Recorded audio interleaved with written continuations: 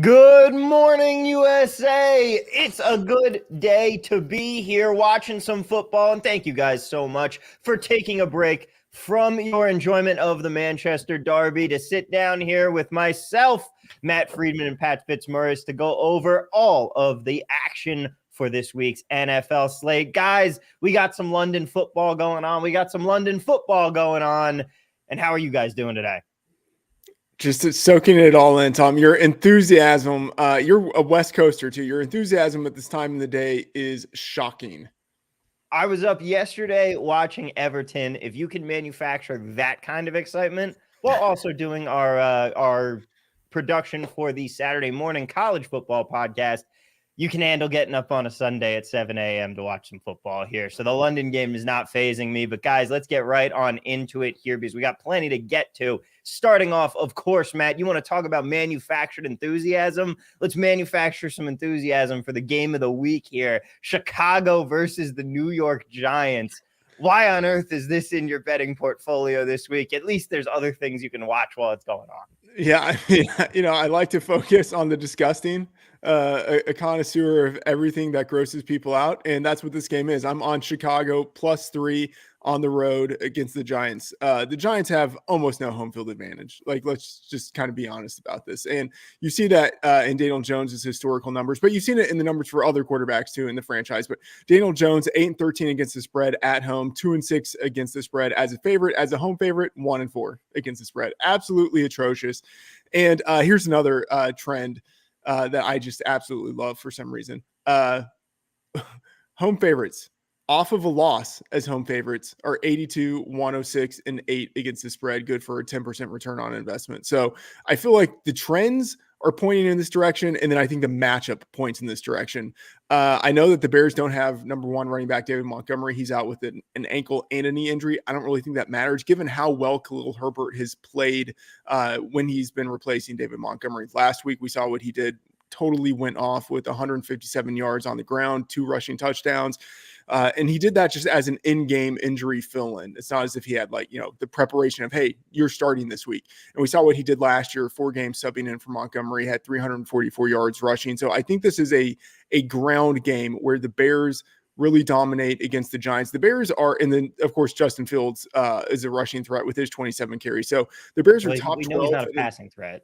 Yeah, not a passing threat, but a running threat at least. The Bears are top 12 in most key rushing efficiency metrics. The Giants' defense against the run outside of the top 20, and they're without defensive lineman Leonard Williams, who's one of their key run stoppers. So I think the Bears look to control this game with their running attack, and I think that helps them keep it close.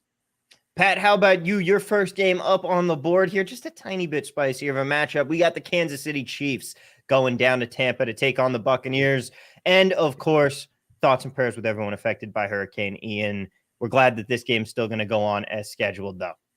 Yeah, much more interesting game than Freedman's first choice. You're welcome. This one opened with Kansas City -2, and it's been bet all the way to Tampa -1. So I wonder if part of that is because of Tom Brady's ridiculously good record coming off a loss. Our friend Freedman tweeted about that earlier and wished the Chiefs well in this game. But most of those victories coming off a loss by Tom Brady were accumulated before he could get the senior citizen discount at restaurants. I feel like this year he is just kind of in survival mode right now, getting rid of the ball as quickly as he possibly can. Like the Buccaneers defense is terrific. Their offense, they're averaging 17 points a game. They haven't scored 21 yet this season. Their offense is, I think, 27th in DVOA right now. It's not very good. I don't know if the Chiefs defense is really a good spot, a good get well spot for the Tampa Bay offense, because the Chiefs defense, they actually have a better defensive DVOA than offensive DVOA, which is kind of strange. And for the trend of Brady off a loss, we also have some pretty impressive Andy Reid trends with the Chiefs. As Freedman has pointed out, in his first 4 weeks with the Chiefs, 24-15 against the spread in weeks 1 through 4, and 45-27-1 against the spread on the road during his time with the Chiefs. So some pretty good trends there. I just think the Chiefs are a better team. So I'm going to take that 1 point. I'm with you, especially because these receivers are still not all healthy for Tampa. And you hit the nail on the head. I'm worried about their ability to move the ball in this game. So I'm still going with Andy Reid on the road here. But the second game up for you, Pat, is going to be Atlanta versus Cleveland. You've got Atlanta +1.5 here in this spot. I cannot, and I will not lay points with the Cleveland Browns on the road. I won't lay points with them at all this season, but I'm with you on this one. I'm Atlanta all the way. Yeah, thanks, Tom. I mean, that's just, I was aghast at seeing that. The Jacoby Brissett-led Cleveland Browns as a road favorite in Atlanta. And Atlanta has been really plucky this year. Like, they have played every game within 4 points. They went toe-to-toe with both the Rams and the Saints, and then they beat Seattle. Atlanta is 8th in offensive DVOA right now. I would not have expected that, but this offense is actually clicking pretty well. It's possible Cordero Patterson does not play in this game, but as Freedman knows, running backs don't matter. So that really doesn't. And he's not a running back either. Not in the true sense of the word, but yeah. So I don't think it's going to be that big a deal if he isn't able to go for them. It sounds like he's a true game time decision. Like I can't. I know Brissett is coming off maybe one of the better performances of his career Thursday night of week 3 against Pittsburgh. Like, he looked terrific. He made Amari Cooper and David Njoku look great in that game. But I also, with the Browns not having Myles Garrett, like, that's a big deal. I just, a road favorite with Jacoby Brissett at quarterback and no Myles Garrett to anchor the defense. No, thank you. I'll take Atlanta and the 1.5. Matt, you're looking at Arizona this week. They're going up against Carolina. And speaking of only getting 1 point, I'm kind of shocked that this line is where it is. I guess it makes sense to me, given that they're on the road, but I kind of expected Arizona to be the favorite in this game. Are you going with the Cardinals? Yeah, I feel like you have to go with the Cardinals. And the thing is, the Cardinals actually were favored in the look-ahead market. And so I bet the Panthers as underdogs then. But now that the line is flipped all the way around, yeah, I'm going for that sweet, sweet middle, hoping it pans out. And I'm easily betting on the Cardinals in this spot. Cliff Kingsbury, he sucks as a head coach. Like we'll be very open about that. You never feel good about betting on him. Except I'm, as we know, a degenerate, and I feel actually very good about betting on him in this spot.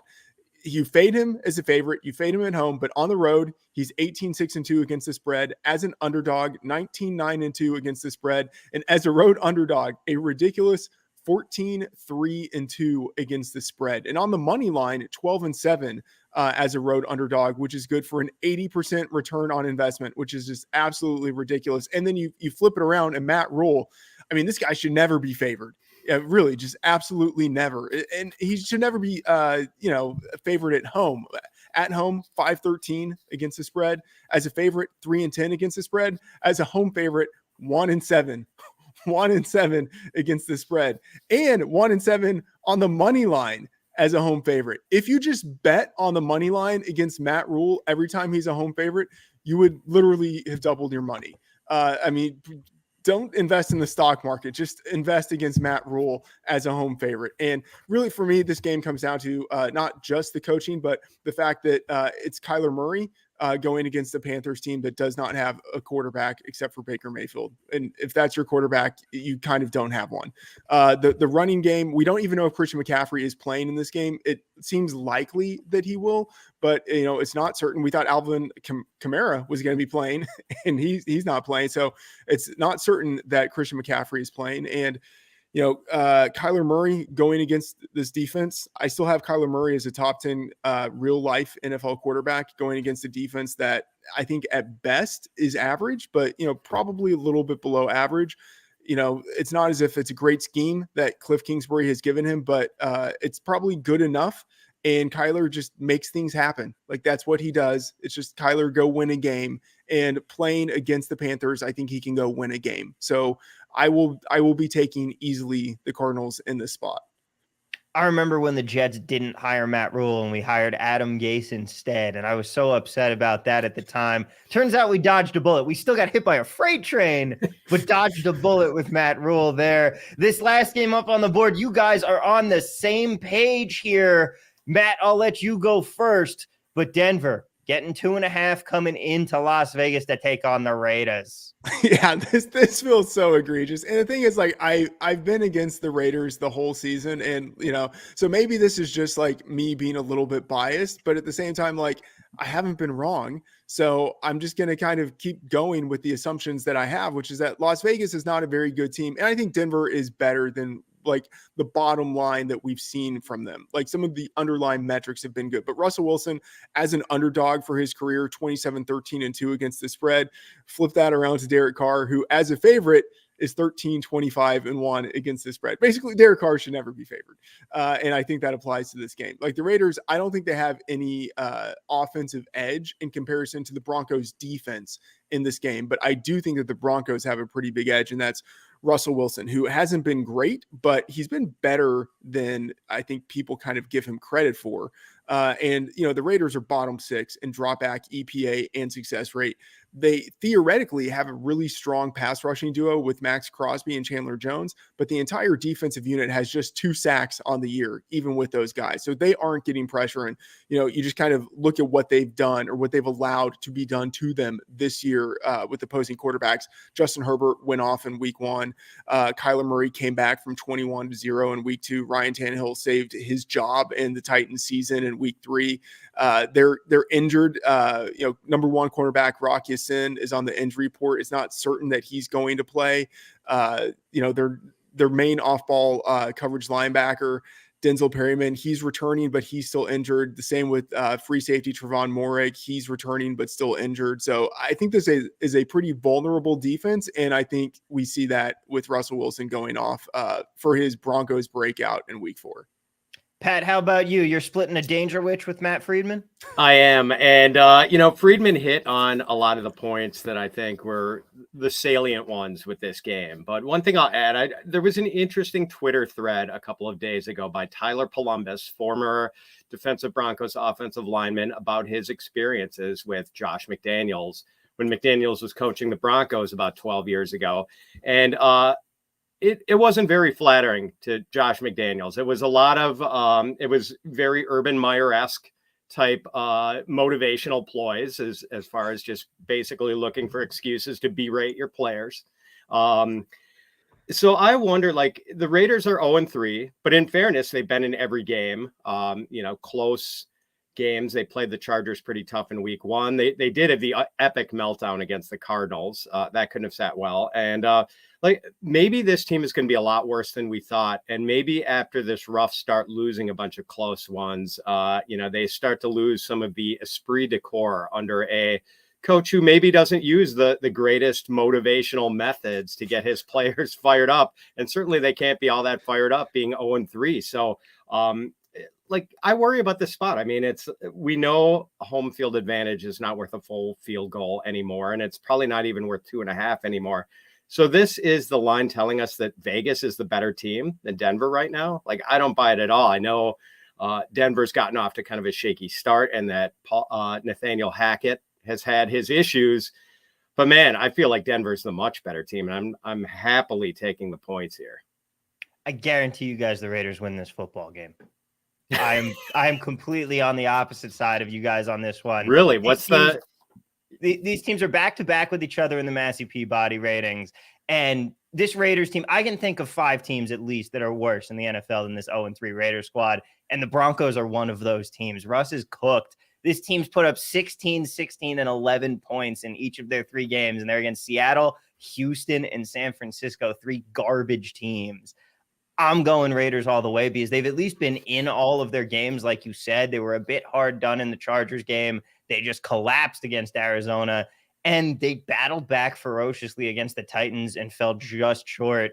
I think this team is a lot better than what we've seen in their record so far, and I think they're going to win this football game. I'm all aboard the Raiders here in this spot. Matt's going to think I'm a homer, but I got to go with them here. They also just always get up for this game, and I think they're going to do it again here. But first, guys, let's talk about some totals. And before we do that, I want to remind you to check out the Betting Pros app. Remember, when you're looking for free picks and sports betting advice, bettingpros.com has you covered with tips from over 150 experts to make it easy for you to cash out. Download the app to get sports betting alerts. You'll get notified of favorable bets based on line movements, consensus picks from the most accurate experts, and vetted systems in play. Betting Pros monitors all of the major sports books, most accurate experts, and top systems to identify the best betting opportunities. So download today on the Apple or Google Play stores. And guys, let's head on over into the total market here. And we're going to be sticking with this Denver-Las Vegas game. Matt, where are you going? This number's sitting at just about 45.5 right now. Yeah, it's great because this gives me an opportunity to rebut what you just said there in talking about this. But, so yes, I would say that in theory, these teams are maybe close to even, but you have Hunter Renfrow who's out. You also have number 2 tight end Foster Moreau who is out. And so I think that actually impacts what the Raiders want to do on offense. And their offensive unit is the best unit that they have. It's significantly better than their defense.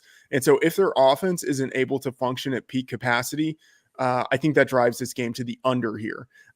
So I think you also think divisional game, lower scores typically happen in divisional games because teams are familiar with each other. Totals this year are 31 and 18 to the under, falling short of the over-under by an average of 3.44 points. Eventually, this will even out, but I don't think the books have adjusted far enough with most of their games for week 4. And the Broncos are content to run the ball, funnel the ball through their running backs on offense. I think that makes them inefficient and slow. They're number 26 in situation neutral pass rate per Football Outsiders. And their defense is good. Their defense is the best overall unit in this game. And so I think you put all that together and that drives this game to the under. I have this projected at 44.5. Is Jerry Jeudy supposed to play in this one? Yes. All right, that is good for the Broncos there. But Pat, where are you going in your next pick here? You've got Jacksonville and Philadelphia. I like the total market in this game a lot better than the sides too, because I have no idea what's happening here. Yeah.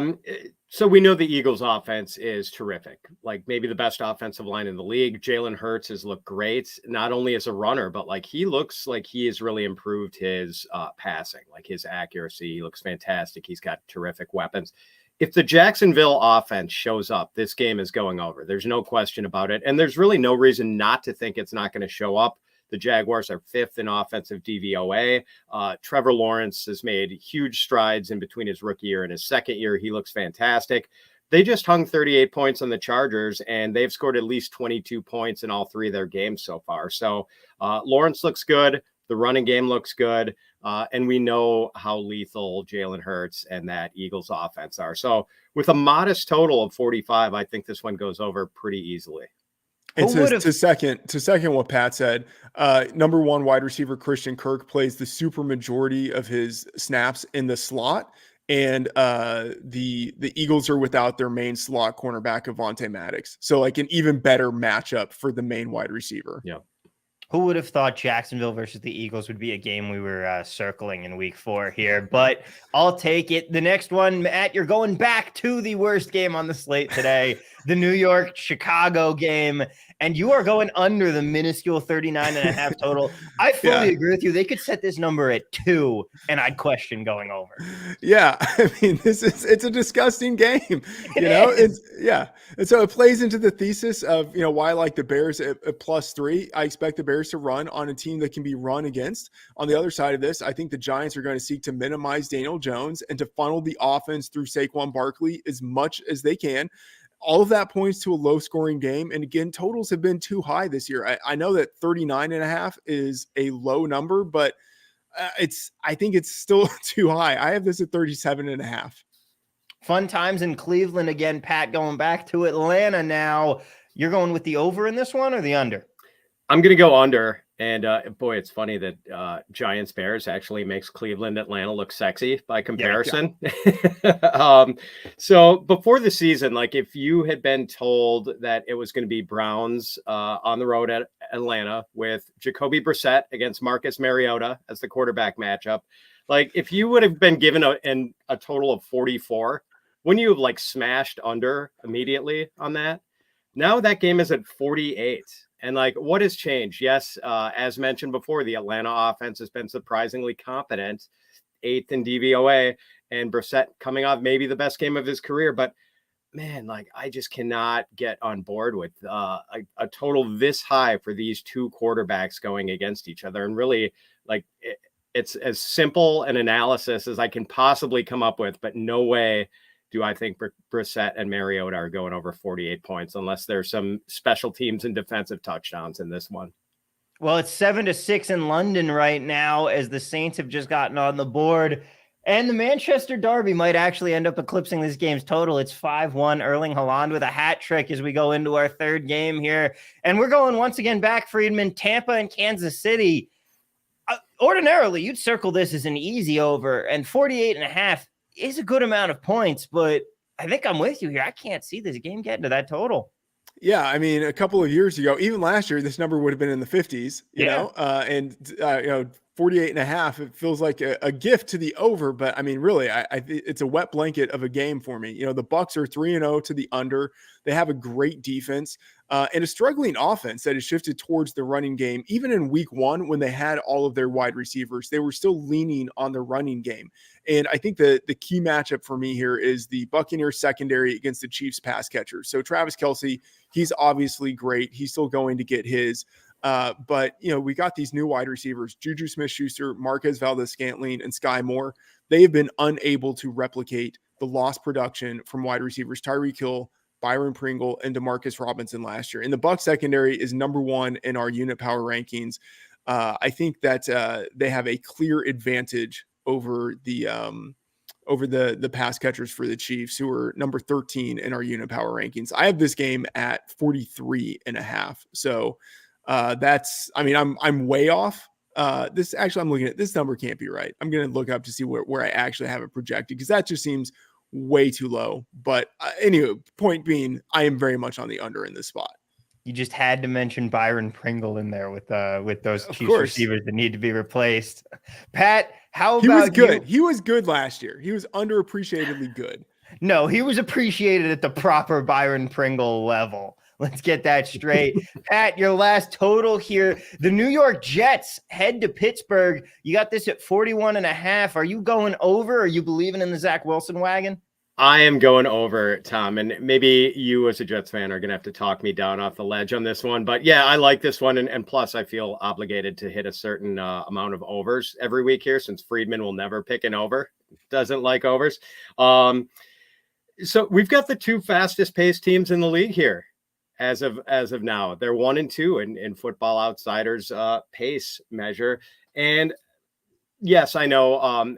I just gave the reasoning for Cleveland, Atlanta under being the Jacoby Brissett, Marcus Mariota matchup. And now I'm giving you the over on a Zach Wilson, Mitch Trubisky game, which doesn't feel great if we're being totally honest. But we love the skill position talent on both sides of the ball here, right? Garrett Wilson and Elijah Moore and Breece Hall for the Jets. And we've got Deontay Johnson and Chase Claypool, George Pickens, Najee Harris. So there's enough skill position talent here to help these quarterbacks. I just wonder what the Jets offense is going to look like. Switching from Joe Flacco, who has averaged over 50 pass attempts a game, you can't imagine that they're going to let Zach Wilson sling the ball around like that. And I feel like if you're a fantasy manager with, Garrett Wilson or Elijah Moore on your team, like having Zach Wilson come in at quarterback is going to be like the bright lights going on in a bar at 2 a.m. Like the party's over, go home, can't stay here. I don't know. Am I too pie in the sky with this one, Tom? Like can the Jets get this one over? Is their offense good enough to do it?